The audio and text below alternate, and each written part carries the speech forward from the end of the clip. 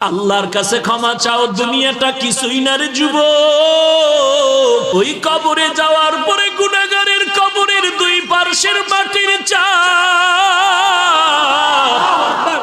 পাথরের হাড় চুরমার হয়ে যাবে। একটা নয়, দুটো নয়, 70 থেকে 99টা সাপের কামড়। কবরের ভিতরে জাহান্নামের আগুন। এরে বান্দা, এখনো কি আল্লাহর রাস্তায় ফিরে আসবি না? আল্লাহ দেখায় দেয় দুনিয়ার বিল্ডিং এর আগুনে কত যুবকের লাশ, আর চিৎকারের আওয়াজ, বাঁচাও বাঁচাও। একটু চিন্তা করে দেখ, যখন আগুন লাগছিল শরীরের মধ্যে তখন ওদের কেমন লাগছিল, অবস্থাটা কেমন হয়েছিল। ওরা যখন আগুনের মধ্যে সবাই জানালা দিয়ে হাত দিয়ে কয়, কে আছো, আমাদের বাঁচাও।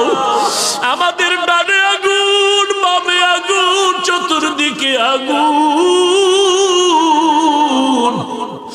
এই দুনিয়ার আগুন থেকে হাজার হাজার হাজার তাপের মাত্রার আগুন হবে জাহান্নামের আগুন।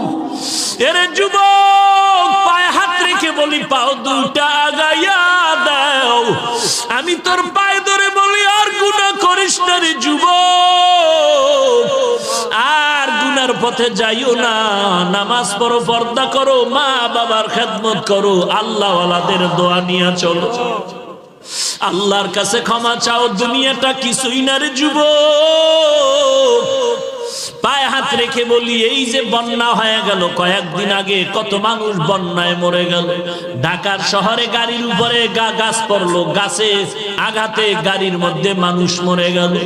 এরে বান্দা, এখান থেকে ঘরে যাওয়ার কোনো গ্যারান্টি নাই। আবার রাত্রে বেলা ঘুমাবি, ভোরবেলা উঠার কোনো গ্যারান্টি নাই।